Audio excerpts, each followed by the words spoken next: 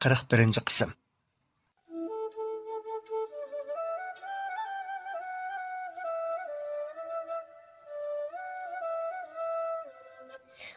Saremning eng oxirgi umidimi yo'qqa chiqqan edi. Bu vaqtda kesh bo'lib, hamma joyni tun qorong'ulikqa qaplag'ilimi xeyli bo'lgan edi. U qizi Aliyaning yiniga kirmay, yana qayta doktor ishxonasiga kirib keldi. Saremning ta'liga bugun kechda Aliyaning operatsiyasini ilib borgan mas'ul doktori Dujurnilikda turgan bo'lib, oldidagi bir qator bemorlarning kasallik arxivini tekshirib o'ltiradi. Sarem yo'l bo'yi mashinada yig'lab kelganligi uchun ko'zlari qizirib, ishib ketgan edi. Doktor ishxona eshigini yenik chekib, kirib kelayotgan Saremning chiroyiga qarabla, hamma ishni tushungandek bo'lgan edi. Doktor cho'nqur xursinib qo'yib, texichi esa deb yig'idan o'zini tutib ololmagan Saremga: "Bo'ldi hada, to'l qayg'urayvermang. Hamma ishlar cho'qim yaxshi bo'lib ketadi. Qirg'anda bir amoni qilamagan o'xshamamsiz", dedi. Sarem doktorning gapini anglab, texmi öksüb yig'lab ketdi va o'zimi o'ylamagan holda ichidagi dardlarini biraqla to'kib etdi. "Jinim ukam, men nimandaq sho'r peshani ayol. Balog'atga yetib to'y qilgandan toki mushkamgacha dard, alam, azob, oqibat, xo'rliq, xorlanishlar ichida o'tibdiman. Bu shaharlarda mushu qizimni deb, bolalarimning baxti uchun sarson bo'lib yurgan edim. Endi bu menga nima tortqiliq? Men rostila bardoshlik berolmadim. Qizimning davolanish chiqimiga va operatsiya haqqiga to'laydigan pulning amalini faqat qilolmadim." Sarem alqanlari bilan yuzini atgan holda og'zini qo'li bilan besib yig'layotdi. Doktorning Saremga qarab, rasli ichi og'rib ketdi. U birdan o'ylanib o'ltirib ketib: "Bo'ldi hada, o'zingizni tutaylik. Hozir qizingiz Aliyaning kasali xeyli turaqlashdi. Tinchlik bo'lsa, yana 2 kungacha boshqacha o'zgarish bo'lib qolmasa, xeyli yaxshi bo'lib qoladi. Ondan odatga bilimga yetkazib elib chiqsak, doktorxonaga to'laydigan davolanish haqqi uncha bak ko'p bo'lib ketmasligi mumkin. Bugun bak kech bo'lib ketdi. Atatiganlikka yig'inda men sizning ahvolingizni doktorxona rahbarligiga inkos qilib boqay. Buningdan burunmi sizga o'xshash alayda qiyinchilikqa bor bir bemorning opasiga mushu doktorxonaning tizliqini qilgan xizmat berib, har oyda olgan maoshining bir qismini bolasining davolanish chiqimiga to'lab, qolganini o'zlari xarajat qilib, o'g'lini davolatib saqaytib ketgan edi. Men sizning ahvolingizni atatiganlik yig'in vaqtida doktorxona rahbarligiga inkos qilib, sizni doktorxonada xizmatga o'rinlashtirib, maoshingizning bir qismini qizingizning davolatish chiqimiga to'lashni iltimos qilib, rahbarlarning tasdiqlashini qo'lga keltirishga tirishib boqay", dedi. Sarem doktorning gaplarini anglab, o'z quloqlariga ishonmagandek birdan tangirqab turib ketib qoldi. Xuddi bir qutqazuvchi nijotkorga yo'liqqandek doktorning qo'llariga esilib: "Rost aytamsiz jinim ukam. Agar siz degandek men shu doktorxonada ishlab, qizimning davolanish chiqimi va operatsiya haqida to'laydigan ish bo'lsa, bek yaxshi bo'ladi. Agar tasdiqlab qolsa, men har qanday qiyin jafoliq ish bo'lsa-mu bosh tortmay qilgan bo'lardim ukam. Sizga ko'p rahmat, jinim ukam, sizga ko'p rahmat. Mening qarindishim bo'lsa-mu sizchilik yordam qilgan bo'ladi. Sizning bu qilgan yaxshiligingizni hargiz unutib qolmayman. Rahmat." U xushalliqida o'zini tutib ololmay yana yig'lab ketdi. Odam degan ajoyib bo'ladi ekan. Azoblansimi yig'laydi ekan, hatto xo'sh bo'lsimi yanali ko'z yosh qiladi ekan. Bugungi bir kunni o'tkazmak Saremga xuddi 1 yildek tuyulib ketgan edi. Demisimi, mushu bir kunda 1 yilda yuz bergidek ko'p ishlar yuz berib, Saremni tantirtibli qo'ygan edi. Sarem Aliyaning mas'ul doktorga nihoyatda ko'p rahmat, tashakkurlarni aytib, doktorning ishxonasidan chiqib, qizi Aliya yotgan kuzatish uyiga kirib keldi. Bu vaqtda Aliya ko'zini eshikdan uzmagan holda opisi Saramning yo'liga talmirib yotgan edi. Eshik ochilib, opisi Saramning kirib kelayotganini ko'rib, chiroyida bilinar-bilinmas tabassum paydo bo'ldi. Chunki Aliya o'zi gap qilolmagan bilan hozir aqli-hushi asliga kelib, opisining chiroyidagi xushalliq, ishonchni ko'rgan edi. Әтсі, doktorlar, hammasi ishqi kelib, әтігәлік yig'inda Aliyaning mas'ul doktori Saramning hozirgi qiyinchilik ahvolini, jumladan ularning bu shaharga musofir bo'lib, yengili kelganligini, Aliyani suhbatgan hodisa to'ldirg'uchi shofirning saxta nomer taxtasi ishlatib, hodisa tug'dirib, qochib ketganligi uchun Aliyaning operatsiya haqqi ham kutinish haqqi, davolanish chiqimlarini to'laydigan bu hodisaga mas'ul bo'ladigan odamning chiqmaganligini, Saram doktorxonaga pul to'lash uchun bankidan pulni ilib kelayotganda bulangchiga uchrab ketganligini birma-bir bayon qilib, doktorxona odamning hayotini qutqizadigan, kasalni davolaydigan, faqat bo'lmasa bemorlarning jonini saqlab qoladigan o'rin. Biz doktorlar axlatli qutqizuvchilar biz. Hamda maqsadga kelsak, men davolayotgan, hodisaga uchirgan bemorning operatsiya haqqi va davolash chiqimlarini to'ligidek imkoniyati yo'q. Shunga bemorning opisiga doktorxonamizda qilgudek bir ish o'rni bilan ta'minlab, oylik ish haqqidan bir qismini qizining davolanish chiqimi uchun to'lasa, bir qismini o'zlari xarajat qilib maqsa degan fikrdaman. Ko'pchilik bu fikrimga qanday qaraydi, muzokara qo'yib boqqan bo'lsa, dedi. Bu mas'ul doktorning fikrini anglagan yig'in ahli ichida g'olg'oli ko'tarildi. Ba'zi doktorlar, bu nihoyat aqlana yaxshi fikr bo'pti. Buningda bemorning davolanib saqayishiga imkon bo'ladi ekan. Ham bemorning opisi qizning davolanish chiqimi uchun pulning g'amini qilibmi yurmaydi ekan, deyishdi. Yana ba'zilar, doktorxon hargiz xayr-saxovat o'rnamas. Burunmu shunda qiyinchiligi bor deb, ich og'ritib, ba'zi bemorlarning davolanish chiqimini ishlab turib, oyma-oy maoshining bir qismini to'lab qaytarishni tasdiqlagan. Ammo bemor davolanib saqayib, doktorxonadan chiqibla, oila tabobatlari bilan jimjit doktorxonadan qochib ketgan. Bundaq ishlar orqam-orqa bir necha qatim bo'lganligi uchun doktorxona moliyasida qizil raqam ko'rilgan. Shuningdan buyon bundaq qilishni cheklavatgan tursa, qoidani buzib, yana shundaq boshqalar ich og'ritib, shu usulni qo'llansa, yana doktorxonada davolanib saqayib olibla, qochib ketadigan bundaqlarni chiqmaydi degili bo'lamdi, deyishdi. Oxiri Aliyaning mas'ul doktori o'zi kepillik berib, agar o'zi davolayotgan Aliya Basitning opisi Saram qizining operatsiya haqqi ham davolanish chiqimlarini to'lab tugatguncha doktorxonada ishlamay, qizi Aliya saqayib qolganda, agar qochib ketgudak bo'lsa, Aliyaning operatsiya haqqi va davolanish chiqimini o'zining yenidan chiqarib, ularning qarzini to'laydiganligi ustida kepillik bergandan keyinla doktorlar oxir uning iltimosini tasdiqlab qo'shildi. Yig'in oxirlashib, Aliyaning mas'ul doktori qaytib, ishxonasiga kiribla bir sestrani Saramni chaqirishga buyurdi. Bugun doktor aytgandek, Aliyaning ahvoli xeyli yaxshi bo'lib, beshining ham yuz-ko'zining ishqimi xeyli yinib, chiroyi odam iskatiga kirib qolgan edi. Saram qizi Aliyaning bugungi ahvolini ko'rib, xeyli umidlanib qolgan edi. Şunlaşqa, keçidin beri qizining karvetining yenida tik o'ltirib chiqqan bo'lsa-mu, yanili shundaq ruhliq turadi. Ammo doktorning axsham aytgandek, Aliyaning davolanish chiqimining masalasini bugun atiganlik yig'inda doktorlarga inkos qilsa, ularning qanday fikrda bo'ladiganligini o'ylab, birdan eshik tubiga qarab qo'yadi. Sestraning eshikni ichib, o'zini chaqirgandek ishorat qilganini ko'rgan Saram qiz Aliyaga "Sirtqa chiqib keray" degan ma'nida ishorat qilib, qizining qo'liga suyib qo'yib, koridorga chiqdi va aldirash doktor ishxonasiga kirib keldi.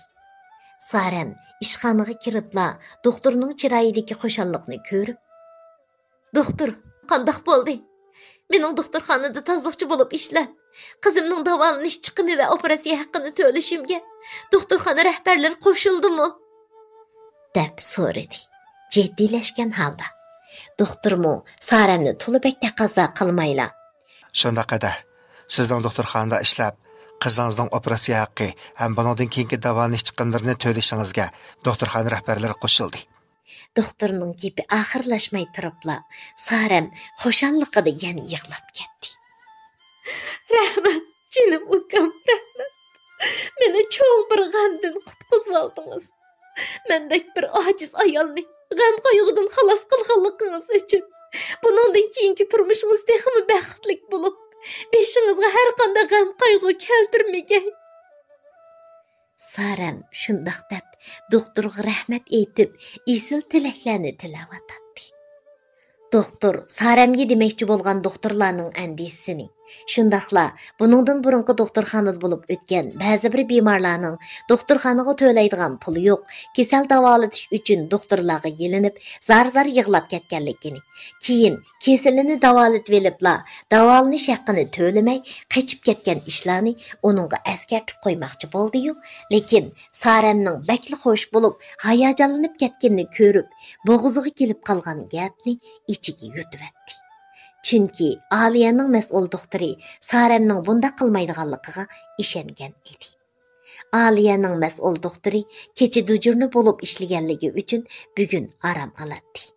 Ammo Saramni doktorxonaning tozliq ishiga o'rinlashtirib qo'yish uchun uyiga qaytmay, uni billa orqaga silib yurib, ishga o'rinlashtirish ishxonasi, tozliqchilar boshlig'i va moliya ishxonasiga elib kirib, ishlarini biror qur o'rinlashtirib bo'lgandan keyinla xotirjam bo'lib uyga qaytdi.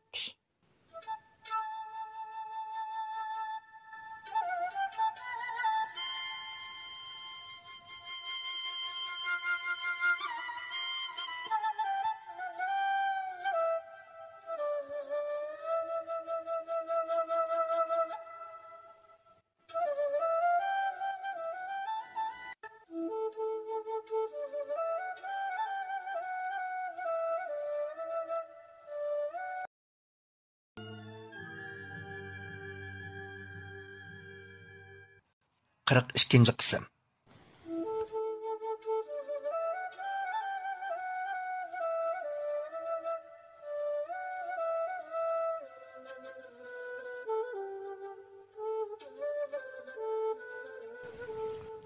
Saram xushalliqida darhol ishga kirishib ketgan edi.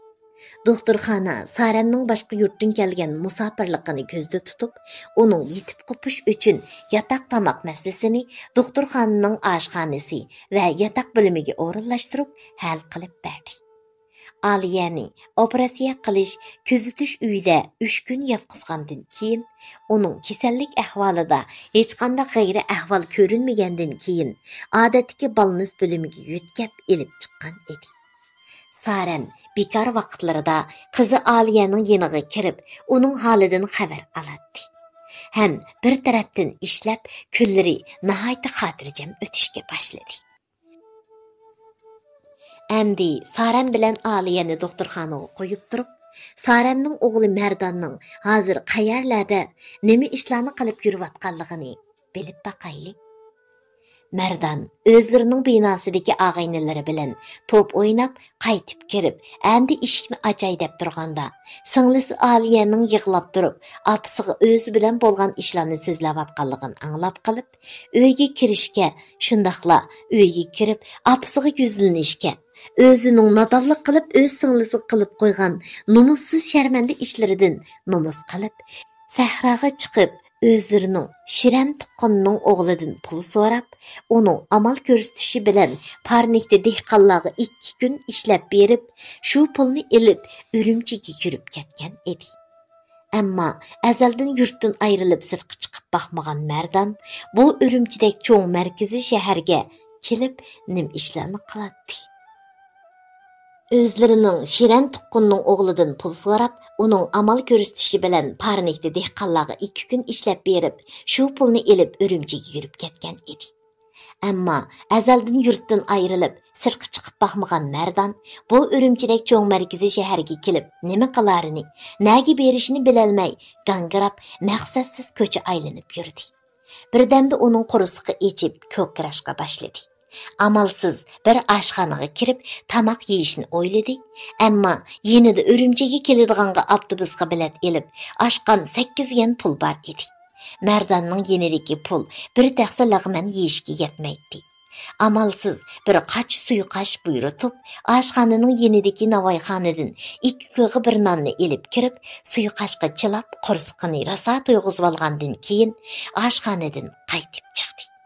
Mardon yurtidagi vaqtida biror kimga hojatman bo'lib ishlab berishni yoki biror ko'y pul so'rab baxmagan bo'lg'achqa, hozir biror yotoqxonaga kirib yotay desa, yanchug'idagi 2 yuan pulga yotoqxonaning bo'sqig'imi yaqin keltirmaydi. Mardon nima qilarini bilmay, gangirgan holda bozor aylanib ketib boradi. Hozir vaqt xeyli bir yerga borgan bo'lib, atrofni qorong'ulik bezishga boshladi. Mardon ko'cha aylanib ketib etib, bir kashlik bozorga kelib qoldi. Bozor bakli qizib ketgan bo'lib, odamlar kunduzdagilar jiq edi. Bu bozorda xaridor chaqirib to'g'layotgan sotarman savdogarlarning gaptalliqiga hayron bo'lib ketayotgan Mardon tuyuqsiz birisining o'ziga turtibla bir pul qapchiqini tutqazib qo'yib, yugurib o'tib ketgandan hayron bo'lib, dang qitib turib qoldi. Onunğa bu portmalni tutquzib qo'ygan bola bo'lsa, Mardon dematlik 16-17 yoshlar chamisidagi egiz bo'yliq, tan harakatchilar kiyimi kiygan, burutlari andili xart tortgan, chiroyli bir yigit edi. Onun orqasidan 2-3 aylan "O'g'rini tutinglar, portmalni ilib qochdi, o'g'rini tutinglar" deb qo'g'lab kelib, Mardonning yenidan o'tib ketdi. Mardon daqiqa ichida bo'lib o'tgan bu ishlarga hayron bo'lgan holda dangqitib turib qolgan edi. U birdan hangliqib turgandan keyin bayotin uning yenidan yugurib o'tib ketayotgan yigit tutqizib qo'ygan portmalni ittik yushirdi. U asta kayniga o'rilib 100 metrdak minib bu joydan yiroqlashgandan keyin asta bayotinki pul qapchiqini chiqarib, sertmisini ichib ichiga qargan edi. Portmal ichida qip-qizil 100 ko'yliq puldan 10 nachisi turadi. Mardonni shu hamon qo'rqinch besib, atrofga beshini ko'tarib qardi. Va hozirli birisi kelib, qo'lidagi pul qapchiqini tortib oladigandek, darhol chapinining yanchiqiga silib, qo'li bilan ching siqindab ketayotgan edi. Birdamning ichida bo'lib o'tgan bu ishlarga ishongisi kelmagandek, o'ziga boshqalarning ich ag'irtib, pul berganidan hayron bo'lgan holda ishinolmay, qo'llarini tishlab baqatdi. Qo'lining og'riqini sezgandala, bu ishlarning tush emasligini his qilib, yanchug'idagi pul qapchiqini silab qo'yadi. Endi Mardonning yanchug'ida pul bo'lgandan keyin xotirjam bir mehmonsaroyga yotoq ochtirsa, tamoman bo'ladi. U shu xiyol bilan qadamlarini ittiklatib, bayotin o'zi tamoq yegan oshpozilning sal nerisidagi mehmonsaroyda yotoq ichib yetishini o'ylab ketayotgan edi. Tuyuqsiz oldidagi tar ko'chadan o'zi dematlik 2 yigit chiqib, Mardonning yo'lini to'sdi. Mardon ulardan yondab o'tib ketmoqchi bo'lgan edi. Yigitlardan birisi Mardonning mo'riziga qo'lini qo'yib, "Ay, rahmat ag'ayna, bizga yordam qilganingga." Ha, dedi. Mardon uning gapini tushunmagandek qarab, "Nima yordamkan u? Men gapingizni tushunmadimga ag'ayna." dedi. Shu hamon Mardonning orqa tarafdan bayotin uning portmalni tutqizib qo'yib, qochib ketgan tan harakat kiyimi kiygan yigit kelib, "Ha, bayotinqi men qilgan yordamingni deydi ag'ayna. Shu vaqtda seni portmalni ularga tashlab berib, men tutib beramdikan deb bekli qo'rqandim. Elimo, ish o'qidigan yigitkansan. Aqlingni ishiltab, portmalni yushirib ulgirding. Ha, tunishib qolaylik. Mening ismim Azmat. Bu yoqning ismi Shuhrat. Bu ag'aynamning ismi Eryar. Sening isming-chi ag'ayna? Qarasam bu shaharga yangi kelgandek tursan. Yura. Bizga qilgan yaxshiligingga seni obdan bir mehmon qilaylik ag'ayna. Aras, bayotinqi pul, men sana tutqizib qo'ygan portmalni qaytarib beramsan." Mardon endi haqiqiy ahvolni tushungan edi. Bu uchisi bir to'p yanchiqchi shaykalar bo'lib, boshqalarning yon telefon, portmal, pul pechak degandek narsalarini o'g'irlab, chinib qolgudek bo'lsa, mushunda qo'ldan qo'lga yo'tkab bir taraf qiladi. Bugun qo'lga tushirgan o'ljini bir taraf qiladiganға amal qilolmay turganda Mardonga uchrab qilib, uningga tutqizibli qutulmoqchi bo'lgan edi. Ammo Mardon ularning qo'rqqanidek portmalni Azmatning orqadan qo'g'lab kelgan, portmalning egiliriga tashlab bermay yushirib olgan edi. Yiroqdan uning harakatini kuzatib turgan Azmatning hamrohlari Ilyar bilan Shuhrat ko'zini Mardondan uzmay, uning orqasidan agishib minib, ko'cha eg'iziga kelay deganda, burilibli yondagi ko'chadan ittik minib uning oldiga chiqqan edi. Mardon o'zining bekmi nadonlik qilib, bayotin portmalni ichib ko'rganda, ichidagi qip-qizil yuz ko'yliq puldan bir ikki varaqni ayirib tiqib olmaganiga bekmi pushaymon qilayotgan edi. U ko'zi qiymagan holda portmalni yenidan chiqarib, bayotin o'ziga tashlab berib qochib ketgan Azmatga berdi. Ular bir isil oshxonaning ayrimxonasiga kirib, har xil qo'rima saylardan buyurtib, ustal ustiga 10 necha butulka pivo keltirib, ichishga tushib ketdi. Mardon o'z yurtida vaqtida azaldan bundaq narsalarni ichib baxmagan bo'lg'achqa, bu bolalarning xuddi sovuq choy ichgandek pivini guppul tutib ichishlariga hayron bo'lib qarab o'ltiradi. Tuyuqsiz Azmat istakonga laqada qachilangan bir istakan pivini Mardonga uzatdi. Mardon kulib turib Azmatga: "Kechirgin adash, men qo'lini qaytardigan bo'ldim. Men azalda ichib baxmagan. Sizlarning kichik turiblar aroqni xuddi sudek ichib qo'yganlarga rastali qo'l qo'ydim jamo", dedi. Bu uch yanchiqchi yigit Mardonning gapiga hayron bo'lgan ham ishonmagan holda: "Nima davatsan adashoy? Bizni nazaringga ilmay ishkin kelmayotgamdi yoki zani qiyotamsan, ha? Qarsam bir cho'pchonli yigit bo'lib qapsan. Mushtirqonda xijil bo'lmay, pivo ichib baxmadim desang, sen yarishamda. Qo'yg'ina adash. Bekasini o'g'il bola yigit demasdan, cho'kanisa deb ism qo'yib qo'ymaydi yana." Apana qursqida qiz terilib, to'g'ilgacha xato tug'ilib, o'g'il bo'lib chiqib qolmagan-sida, ha? Munda qilava, o'g'il boladek bir narsang bormi yo'q? Sening o'g'il bolaligingdan gumon qilib qilyapmiz, jamo. Ular shunda qiqas cho'qan silishib, Mardonni mazoq qilishga boshladi. Bu uch yanchiqchi Mardonni bir hazami shundaq kulki chaqchaq qilib, mazoq qilib olgandan keyin Azmat jiddiy tusga kirib: "Tutadash tuta. Ay, burun qilmagan bo'lsang, amna qilib ko'nsan. Mushinchilik jigit turib, pivo ichib baxmadim, aroq ichib baxmadim desang, sat turmamdi. Boshqa joyda ikkinchi bu gapni qilg'ichi bo'lmajimi? O'g'illarning yuzini to'kib. Tuta ha. Ko'zingni paqirtib qarab turmay, ala. Sangizda har sunmadim." Mardon bu uchining gapiga bardoshlik berolmay, oxiri odam ichganni odam nimishqa icholmaydi deganni o'ylab, Azmatning qo'lidagi lipmiliq pivo qachilangan istakanni ilib, bir ko'tirishidala ichibatdi. Azaldan gazliq ichimlikdan boshqa bundaq narsalarni ichib baxmagan Mardonning og'ziga tunji qatim ichgan pivo xuddi eshak suydiga ichgandek bilinib ketdi. Kayni-kaynidan Shuhrat va Ilyarning: "Ha, bu bizning ko'nglimiz. Azmatning so'ng'inni ichida ekansan, biznikini nemis qilmaysan. Bizni ko'zingga ilmag'iningmi bu? Ha, ala." deb sunishi bilan Mardon ilojisiz yana 2 istakan ichgandan keyin ular sunmusimi o'zi qo'l so'zib, xo'sh desa xo'sha deb ichishga kirishib ketdi.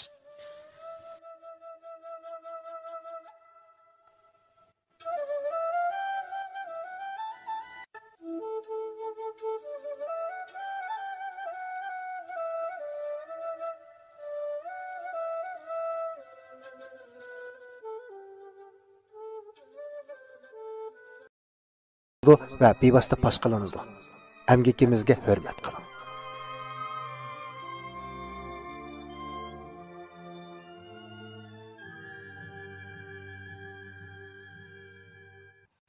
Qirq 3-chi qism.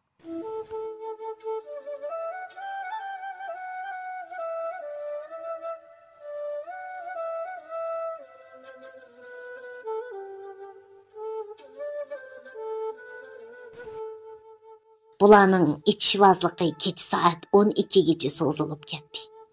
Soat 12 bo'lay deganda oshxona mulozimlarining qayt-qayt kirib, o'zidan kichik bu sho'rkalarni hurmatlab, Sizlardan o'tinib qolayli akalar.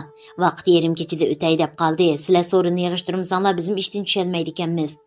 Atatigan yana kelib ishga tushmasak tehi bizga ichanglar og'irsin deb yalvorishi bilan amalsiz so'rindan tarab qaytib oshxona oldiga chiqib, yana bir-birisining bu yo'llarga kirasilishib, bir muncha ko'ngil izhor qilishgandan keyin uylariga tarab mengishdi. Bu vaqtda Mardan nega berishini bilmay, hangvaqit turib qolgan edi. Uning ko'nglidagini to'ygandek, Azmat kayniga o'rilib, uning yeniga qaytib kelib, "Ha, Mardan adash, sen ney barsan? Ajab bir turib ketding-ku.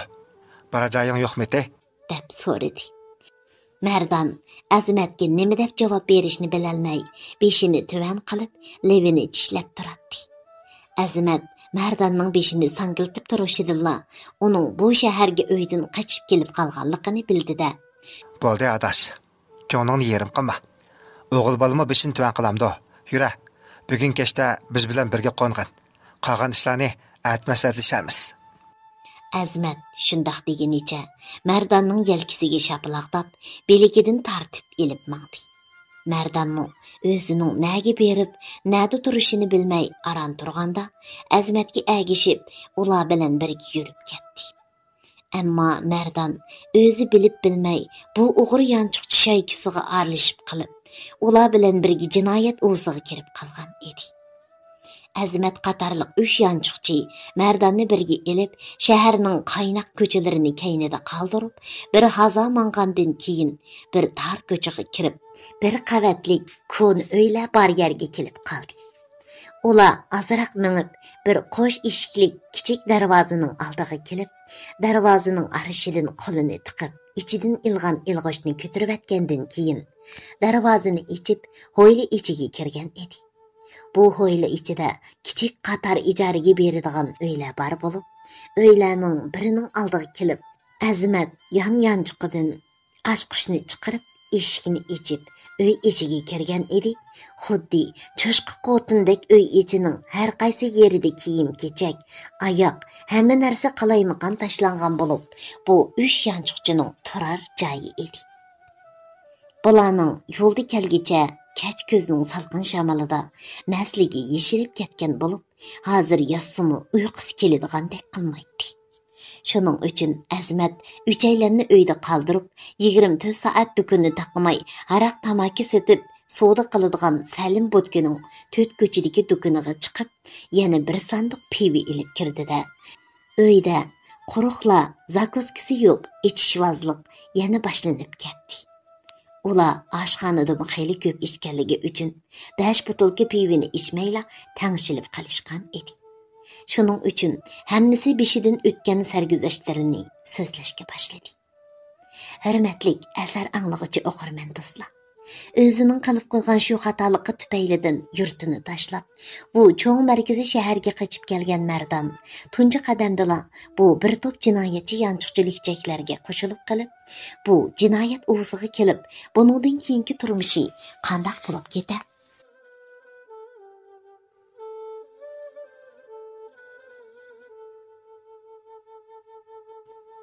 Aslimu oshxonaning ayrimxonasida xil obdan ichib tangshilib qolgan bu kichik lukchaklar Azmat elib kirgan bir sandiq pividan 5 qutini ichmayla tangshilib qilib, bir-birisiga dard to'kishib, o'zlarining beshidan o'tgan sarguzashtlarini so'zlashga boshlagan edi. Azmat bo'lsa, kichigidan ota-onasining dunyolikda ko'rgan bir tal erki o'g'li bo'lib, uning yoki ach-singillari yoki ak-enilari bo'lmaganligi uchun bir tal bolamiz deb arzulab, ko'zning ichiga qarab, erk cho'ng qilib qo'ygan edi. 14 yoshga kirguncha al mahallada o'zi bilan tangdimatlik va o'zidan sal cho'ngroq degudek bolalar bilan urushib,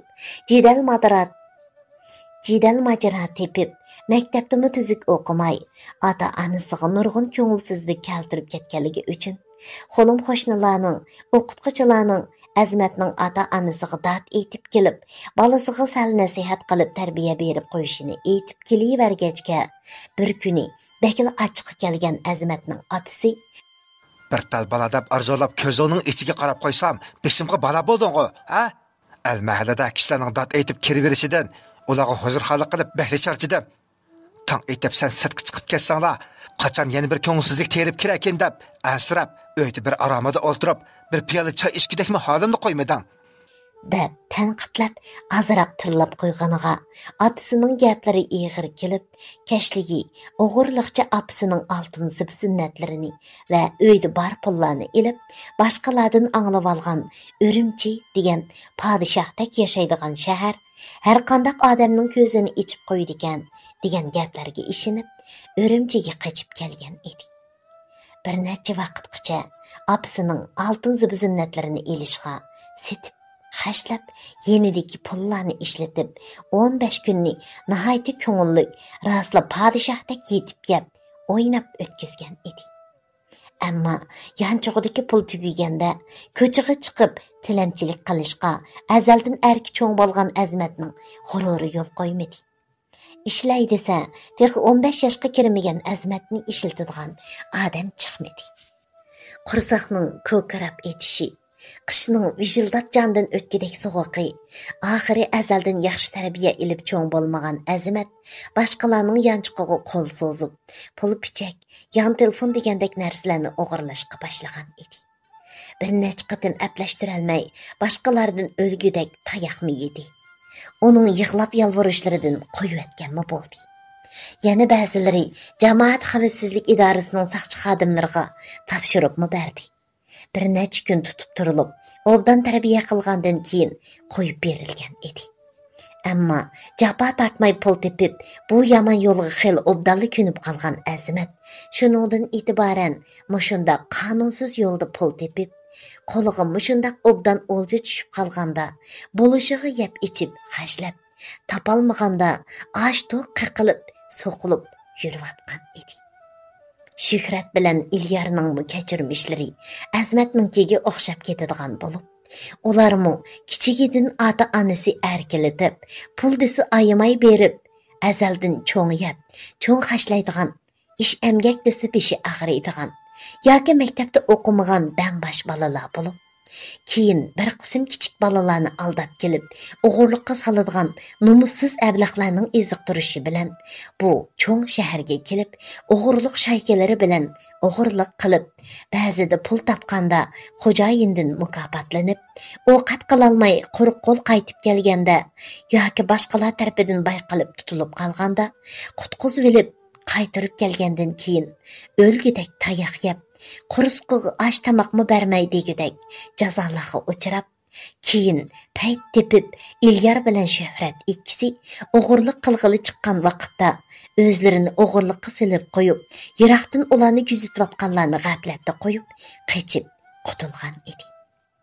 Ammo o'zlarining yurtiga qaytib ketmay, yana mushu cho'ng markaziy shaharda bulung pushqoqlarda mushundaq yanchiqchilik qilib yurib, Azmat bilan tanishib qilib, mushu bir eg'iz uyda turayotgan edi.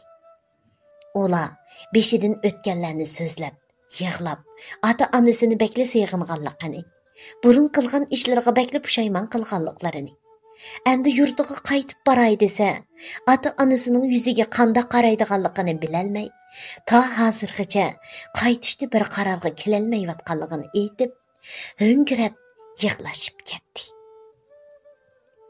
Ular bir haza yig'lab o'ltirib ketgandan keyin Mardondan: Ag'ina, biz beshimizda o'tgan azobli kechirmishlarimizni, bosgan azg'o'liq yo'limizni, qilgan pushaymonlarimizni sana aytib berdik. Endi sanmo nima sabab bilan bu yurtlarga sarson bo'lib yolg'iz chiqib qolding? So'zlab bermamsan? deb uning qandoq bo'lib yurtini tashlab bu shaharga kelib qolganligini so'rgan edi. Mardonmu xiyli qizib qolganligi uchun birdan beshini sangiltib o'ltirib ketib, o'zining beshidan o'tgan nodonlik qilib, o'zimi to'ymagan holda xatolik o'tkazib, singlisi bilan birga bo'lib qolganligini so'zlab bergan edi. Bularning birdilla qo'shimisi turilib, nasliga yeshilgandek bo'lib: Nima? Ey, odammi nimasan, hayvonmi? Hayvonmikin desak, hayvonmisan qilgan ishni qilmaydi. O'zaning qarindishiga, o'zaning bir qursaq siningga ashundoq ishni qilgan bo'lsang, sen bir nimaning bo'ynidan bo'g'izlab o'tadigan hayvon ekansan. Hayvondanmi battar nima ekansan? Seni hayvonga o'xshasak, hayvonlarga haqorat qilgan bo'lamiz. O'g'il bo'lib tug'ilib, ichkilik singir ziyoda bo'lsa hisob emas. O'g'il bola erkak degan nomiga loyiq odam bo'lsa hisob. Aka demak oti bilan barobar. Oti yo'q vaqtida aka degan oilaning to'riki. Ham shu ojiz qiz bolaning otasi bo'ladi. Sen jo'g'an bir erkak turib, oilandagilarni qo'g'dash, shu soningga sirtiki boshqa yomon niyat kishilarning ziyonkashlik qilib qo'yishining oldini olish uyuqda tursin. O'zing soningga qo'l uzitib, hayvona nafsini qondirib, sonini nobud qilgan bo'lsang, rostla odam emas nimkasan. Sen tek eshakni-cho, so'riqi bo'lmaydigan bo'lsa, chanab qiymichimi qilib, itga tashlab bas bo'g'dak. Tex sendek nijosatning jastini itmi yemamdi texi. Ular uchaylan shundoq deb Mardonni tillab, haqoratlab, puskaytib etgan edi. Mardan bo'lsa, beshini changallig'inicha, chashlarini qamallab, yumzib yig'lab o'ltiradi. Mardan bir vaqtda ularning so'zlariga bardoshlik berolmay, Bo'ldi qilinglar og'aynilar. Men mushu ko'nglim kayniga kirib qilib qo'ygan nomussiz sharmanda ishimga pushaymon qilib, shu bizni beqib qatorga qo'shgan Chapakash opamning chiroyiga qarashga jur'at qilolmay, o'z gishimni o'zim jigidek bo'lib, mushu shaharda sarson bo'lib yuribdiman. Mening ichgan yerimga bundoq tusabkicha, bo'ldi, meni urib o'ldirib deytanglar.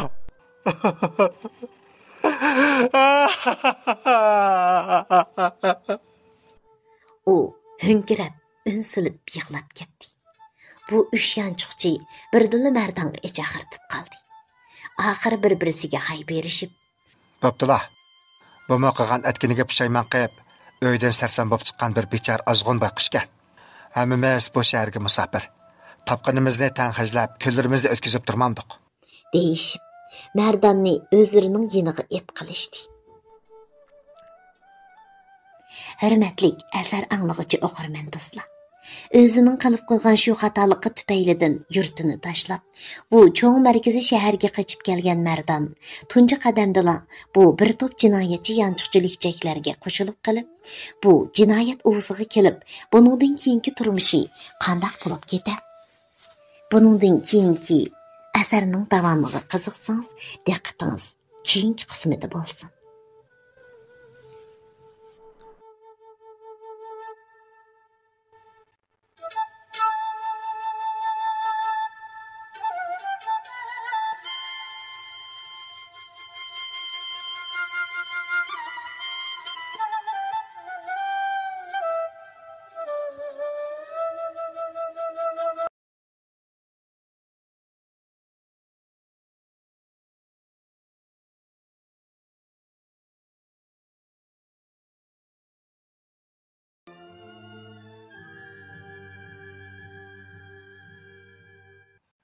Qirq 4-chi qism.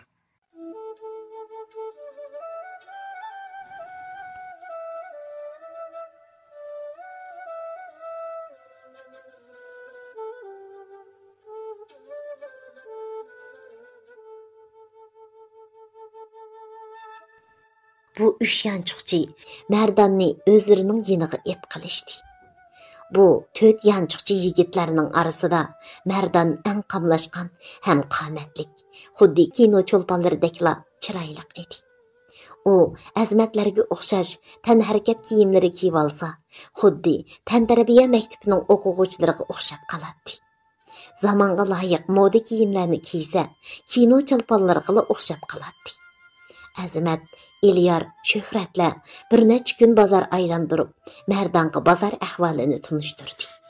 Qanday yerlarda odam ko'p bo'ladiganligini, odam ko'p yerlarda chandurmasdan ularning yenidan o'tib ketgan bo'lib, pul qapchiqini yoki yon telefonni qanday sug'urib olish to'g'risida hunar o'rgatdi. Andin uningga bir necha qur qimmat pullik esil kiyim-kechak elib berdi. Bu kiyim-kechak Mardonning yanchiqchilik qilish jarayonida kiydigan xizmat kiyimi edi. Ular mushundaq nihoyat chiroyli pozor yasinib kishilar to'piga kirsa, boshqa kishilar ularning nihoyat ilmiy, ratli kiyingan chiroyli turqiga qarab, ularni yanchiqchi o'g'ri deb osonlikcha gumonlanmaydi. Mana bular boshqalarning kishilarning tashqi qiyofatiga qarabla baho beradigan, odamlarni tunishdiki mushu ojizligidan foydalanib, kishilar to'piga bemalol kirib, payti kelganda ularning portmonlarini yan telefonlarini o'g'irlab, o'z maqsadlariga yetadi. Mardan uzunga qolmayla bu cho'ng markaziy shaharga kelib, nega berishni, nima qilarini, kimdan yordam so'rashni bilolmay turgan tunji kunila bu bir to'p yanchiqchilar bilan uchrashib, bir uyda turib, uzoqqa bormagan bir ay ichidala ular bilan bir qarindosh aka-ukadek bo'lib, o'zining nima ishlarni qilayotganligini bayqamagan holda yanchiqchilik turmushiga ko'nibli ketgan edi. Bir kuni nihoyatda moda, zamonga loyiq kiyingan Mardan o'zining yanchiqchi hamrohlari bilan birga savdo saroyiga kirgan edi.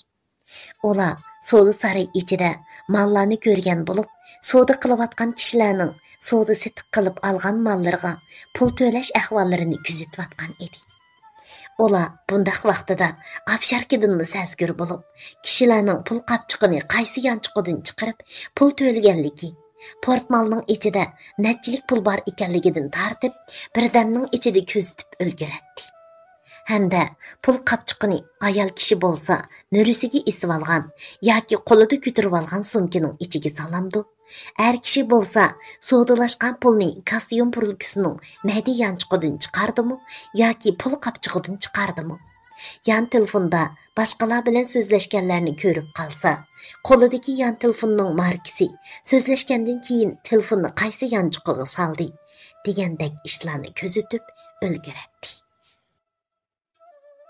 Ham paytini topganda o'zlari nishon qilib bekitgan u kishilarning orqaga maqsadlik tushib, odam sal ko'proq qistan joylarga kelganda bir amallarni qilib u kishilarning yanchiqiga qo'l ustatdi. Ba'zida chinib qolgudek bo'lsa, o'zining yinida agib yurgan bu yanchiqchilardan gumon qilib, ularni tutgan bo'lsin, allaburun qo'lidagi o'g'irlangan telefon yoki pul qapchiqi, naq pul degandek narsalar qo'ldan qo'lga o'tib, boshqalarning cho'ntagiga tushib ketganligi uchun hech qanday isbotga erisholmaydi.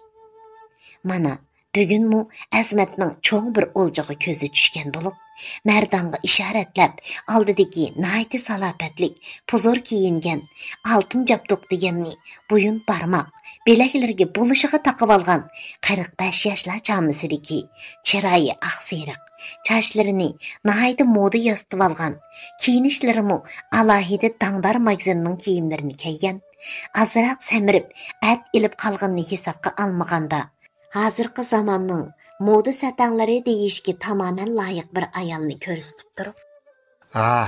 Ko'rdingmi Mardan? Bugungi o'ljimiz alomat isil bo'lgan bo'ldi. Bu isilzada ayolning belkiga esib olgan sumkasidagi pullarni bir amal qilib ilib olmasak, o'zimizning qilayotgan kasbiga yuz kelolmaymiz-chimi? dedi hayyorlik bilan kulib. Mardan uningga qarab ko'zini qisib qo'yib, Chataq yo'q, bu ishni menga topshir. Degenicha, birdamning ichida u ayolning yiniga o'nib bo'lgan edi. Bu ayol savdo saroy ichini aylanib, xeyli ko'p savdolik qildi. Savdo qilganda o'zining ko'zi tushgan mallarni ilibla, savdogar bilan baho talashmay, ig'izdan chiqqanni berib kelib-atadi. Bu ayolning har qatim biligiga o'tkazib olgan qo'l sumkasining sekmisini ochgan vaqtida uning ichidan tutamlab qip-qizil yuzko'yliq pulni chiqarganini ko'rgan Mardonning ko'zlari o'ynab ketadi. Mardon bir necha qatim ayolning sumkasiga qo'lini uzatgan bo'lsa-mu, tuyuqsiz atrofiga boshqalar kelib qilib, yoki ayol bir kimning o'ziga tegishib turganini bayqab, burilib qarab, o'zining yinida nihoyatda chiroyli, qamlashgan bir yigitning kulimsirab turganini ko'rib, yigitning chiroyli, qamlashgan turqiga qarab, o'zining yeshiga mos kelmagan holda qash ko'zini o'ynatib qo'yib, yana boshqa savdoliqlarini qilishga kirishib ketadi. Ammo bir necha qatim Mardonning o'zining yinida paydo bo'lib qolishidan biror ishni sezib qoldimi, qandaq ozroq sagaklashib qolgan edi. Bir soatga yaqin ayolning kaynida agishib, u kirgan savdo saroylarda mal ko'rgan bo'lib, aylanib yurgan Mardonning ichi pishdimi yoki ayolning sumkadagi pulni savdo qilib tugatishidan ansirdimi? Tuyuqsiz o'zini sezmagan holda ayolning texi sertmisini etishga ulgurmagan sumkasining ichiga qo'lini uzatgan edi. Tuyuqsiz onun qo'lini nihoyatda yumshoq, bulutdek oppoq bir qo'l beg'ishidilla tutib oldi. Daqiqa ichida bo'lib o'tgan ishdan cho'chib ketgan Mardan har vaqtdagi usuli bo'yicha chiroyini bechora tus kirgizib, yilingan talaffuzda beshini ko'tarib, qo'lini tutgan odamga qargan edi. Bayatın beri o'zi orqaga kirib, iz besib kelayotgan mushu puldar boyvachcha satan ayol uningga qarab turadi. Jinim acha, o'tinib qolay. Meni qo'yib etgan bo'lsangiz, men azaldan boshqalarning yanchiqiga ko'z olay deb qo'l uzatib boqqan odam emas. Men amalsizlikdan mushunaq qilishga muhtoj bo'lib qoldim. Men bu shaharga yangi kelgan o'quvchi. Poyis vokzaldan chiqib turishimga tuyuqsiz bir necha bulanchilar sumkalarimni, narsa keraklarimni ham kimlik yenimdagi pullardan tutib bulablik etdi. Men hech qachon bunday ishga yo'l qo'yib baxmaganligim uchun boshqalarga qo'l so'zib, tilimchilik qilishga g'ururim ko'tarmadi. Ammo sizning sumkangizga qo'l so'zib qoldim. Mening boshqa niyatim yo'q. Faqat tamoq yegidek pul elishni o'ylagan. Sizdan o'tinib qolay acha, meni saqchiq tutib bermang. Unda qilsangiz, meni butunlay bayron qilib etasiz. Menga ichingiz og'risin. U shundoq deb ayolning qo'llariga isilib turib so'zlashga boshladi. Lekin ayolningmi Mardonni saqchiq tutib berish yoki bu cho'ng markaziy savdo shaharchisi ichida uni tillab rasvo qilish yoki odam to'plab g'avg'o ko'tarish bir xayoli yo'q edi. Bu satan ayol birdam o'ylanib turib ketgandan keyin Mardonning qo'lidan tartibla savdo saroyining sirtiga elib mangdi. Mardon zodi nemish bo'lganligini, bu ayolning nima o'ylayotganligini bilolmay, o'zini bu ayolning "Voy ko'rdinglarmi xaloyiq, so'mkamga qo'l silayotgan o'g'ri yanchiqchini tutib oldin" deb davrang silib, rasvo qilmag'iniga xo'sh bo'lib, ayolning qo'lidan tutib, yetilab mengishlarga xuddi bo'yniga zanjir silingan itdek bo'ysunib, agishib ketayotgan edi. Ayol savdo saroyidan chiqib, savdo saroyining yon tarafiga joylashgan nihoyat avat bir oshxonaning ichiga kirib, oldiga kelgan mulozim qizga o'zlarini xoli ayrimxonaga boshlashni aytib, mulozim qizning boshlashi bilan sal kechikroq, ammo nihoyat pokiza, ozoda, jimjit ayrimxonaga kirib, ustal oldiga kelib o'ltirgandan keyin texicha hangviqib qarab turgan Mardonga qarab: "Qani yigit, bu yerga kirib o'ltira. Bayatdan qursqim bek ichib ketdi degan tongo. Avval obdanaroq bir g'iza olmayli, ha? Andin qolgan gapni so'zlasharmiz" dedi.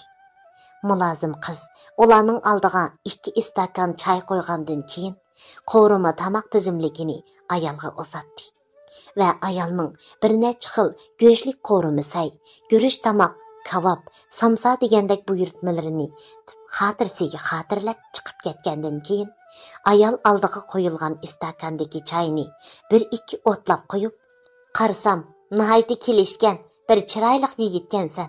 Nimishqa bundoq nomussiz, sharmanda ishni qilib, boshqalarning yanchiqiga qo'l uzatib yuraysan? Yilg'u mendek bir oq ko'ngil, mehribon ayolga uchrab qolding. Boshqa birarsi bo'lsa, ashu savdo shaharchisining ichida odam to'plab, seni ularga tashlab berib, birdamning ichida tayoq to'qmoqning dastida chala o'lik qilib qo'yib, soqchixonaga topshirib bergan bo'ladi. Uqdingmi?" Mardon koni usul bo'yicha mishildab yig'lab, ayolning hesdashligini qo'zg'ash uchun yolg'on yovdoq so'zlarni to'qivatadi. Ammo bu ayol Mardondan bakrak quv bo'lib, uning qo'ygan o'yinlarga mansitmagandek kulib qo'yib: "Bo'ldi qila uka, to'limanga bu yerda o'yin qo'yib bermay. Xonachangni sen 3 yoshlik kichik bola chig'lab qoldingmi?" dedi. Mansitmagandek burnini qayqib turib.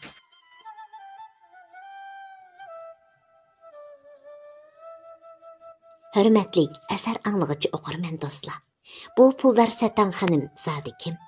Mardonni o'zining qo'l sumkasiga qo'l silib o'g'irlik qilayotgan vaqtda naq maydonda tutib olgan to'riqliq Mardonni saqchixonaga tutib bermay, qo'lidan yetlab isil oshxonaga elib kirib, mehmon qilib, zodi ichida qandaq razil o'yinlarni planlayotgan bo'lg'aydi. Asarning davomiga qiziqsangiz, diqqatingiz keyingi qismida bo'lsin.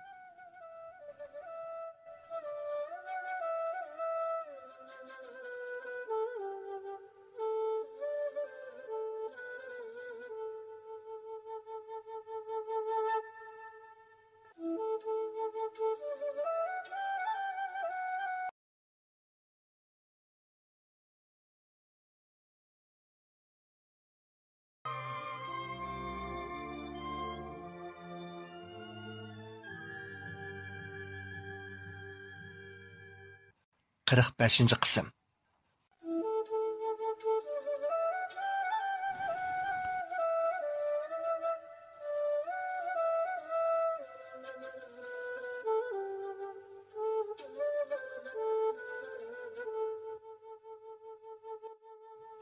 Bu puldar ayol Mərdanның to'qigan yolg'on yovdaq gaplarga radiya berib, uni silkishlab keyin "Bo'ldi, men undaq yolg'on yovdaq gaplarni to'qib, kichik bolani go'llagandek go'llab avar bo'lib yurma. Seningdek bundaq o'g'ri-yanchiqchilik kasbini o'ziga hunar qilib o'tayotgan bolalarni to'la ko'rib, bundaq o'yinlarga to'la yo'liqib ketganman. Sen ichim og'rib qoldi. O'zingmi bak chiroyli qamlashgan yigitkansan.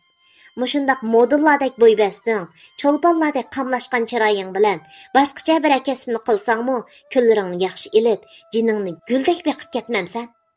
Bundaq sharmanda zotal bo'ladigan ishni qilib yurgicha. Sana muhiti yaxshi, ham kuchimaydigan, oylik maoshingmi 5000 ko'ydan kam bo'lmaydigan, texi xaridorlarni obdan rozi qilsang, mukofot sherin kag'im erishib turadigan xizmat tepib bersan, qilamsan. Mərdan aldidagi bu salopatlik Satan xonimning degan gaplariga ishonmagandek, hangviqib turib qolgandan keyin ayolning qo'llariga esilib, "Nima? Siz rostovatimsiz acha? Mendek chiqish yo'lini topolmay yurgan bir kelgindiga nadimi siz degandek undaq yaxshi xizmat bo'lsin. Agar shundaq bir yerga o'rlashtirib qo'ysangiz, yotadigan tomoqim bilan qursqimni ko'tarsala, bo'ldi, ortiqcha haqmi talab qilmaydim. Kunlarim xotirjam o'tsala, men shunga rozi bo'latdim." Mərdan bu qitim haqiqiy rost gapini aytgan edi. Necha vaqtdan beri Azmat, Shuhrat, Ilyarlar bilan yanchiqchilik qilib, nihoyatda daktukchilik ichida, qachon boshqalarga boy qilib, kishilarning tayoq to'qmog'ida ittin betar kunga qilib o'lib ketarmiz. Undaq bo'lmagan taqdirdami, qachon soqchilarning qo'liga tutilib, yig'ilish o'yiniga berib ketarmiz. Qachon soqchilarning qo'liga tutilib, yig'ilish o'rniga kirib ketarmiz. deb qo'rqib kunlarini to'limi ansizchilik ichida o'tkazayotgan bo'lg'achqa bu Satan xonimning gaplari yog'dek yaqqan edi.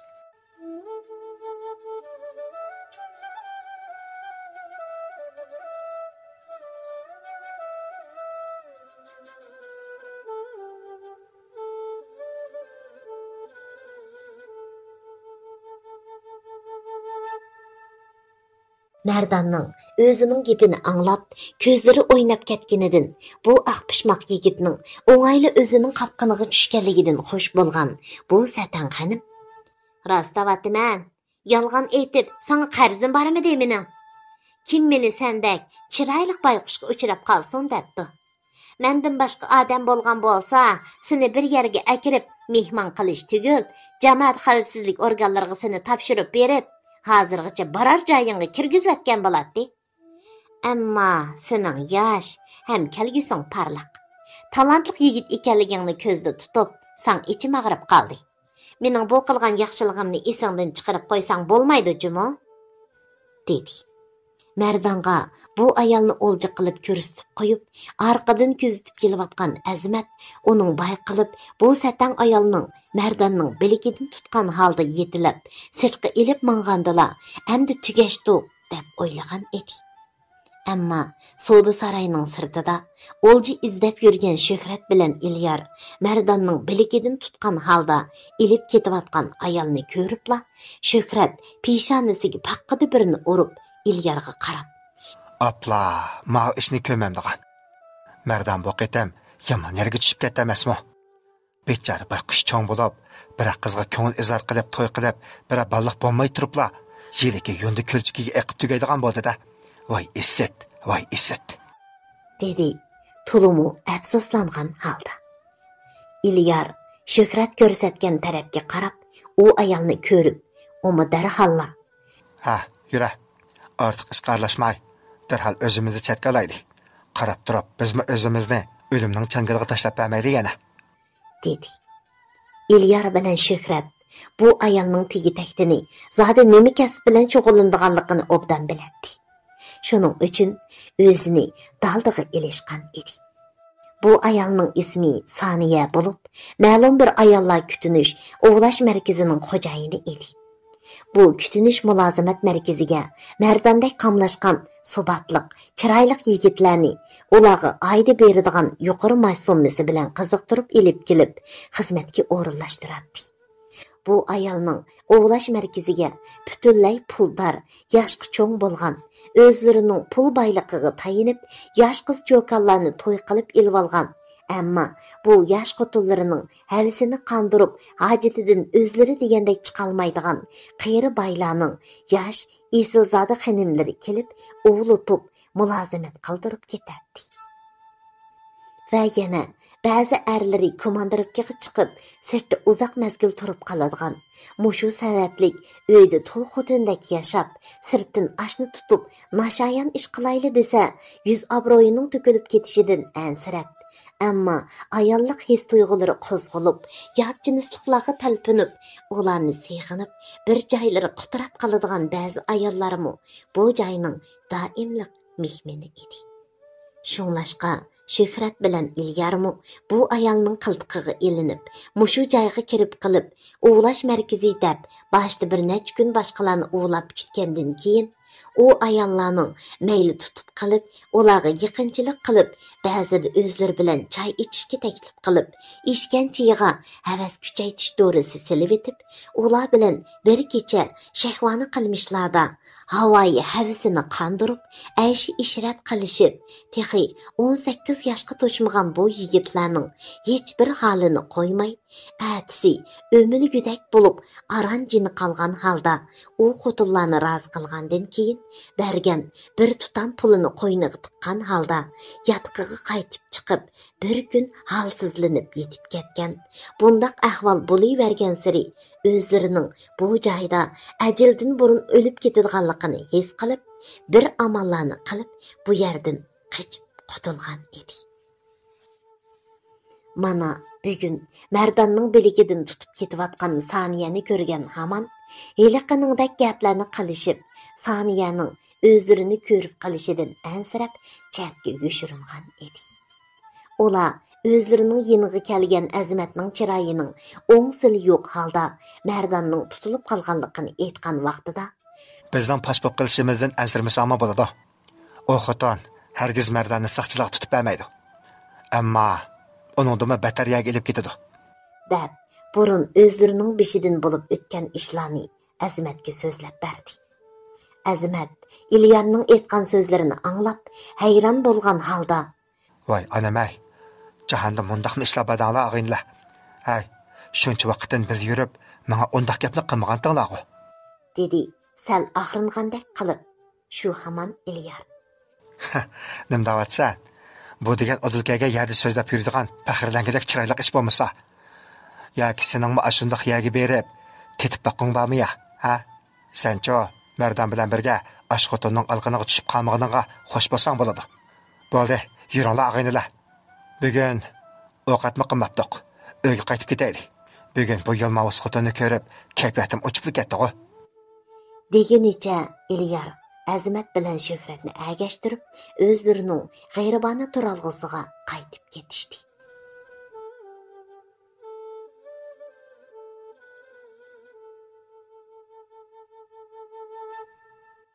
Saniya oshxonaning ayrimxonasida Mardan bilan nihoyat mo'l g'izolangandan keyin Mardanni qochib ketmasin degandek uning bilikiga esilib, oshxonaning oldiga chiqib, bir kira mashinasiga o'ltirib, o'zining ovlash markaziga yurib ketdi. Saniya Mardanni ovlash markazining oldi zaliga ilib kirganda, u yerda 45 yosh, 40 yosh atrofidagi 5-6 ayol mehmon o'ltirgan bo'lib, zal eshikdan kirib kelayotgan Saniya bilan birga bu chiroyli sumbatli yigitni ko'rib, ko'zlaridan shahvoni nurlarini tamdirib Saniyaga: "Ve xo'jayin, do'koningizga yana yangi mulozim qabul qilgan o'xshamamsiz? Qarg'andala putqulining maqdari bor, odamni xeyli rohatlantirib, puxadan chiqaradigan yigitda qiladi" deyishdi. Saniyamu kulib, bu ayollar bilan ko'rishib turib: "Shundoq, go'zal malikalar, Her qaysınlarning hacetidan chiqish uchun bu uğlaş saloniga mushundaq navqaron, put qo'lining maqdiri bor yigitlarni almashtirib taklif qilib turmasam, bo'lmaydi-da, dedi.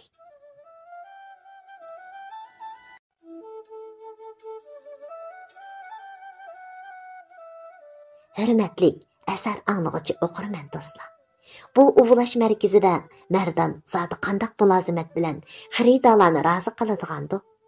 Bo'ridan qochib yo'lbosqa tutildi degandek Merdanning beshiga yana qandaq qismatlar kelar. Asarning davomiga qiziqsangiz, diqqatingiz keyingi qismida bo'lsin.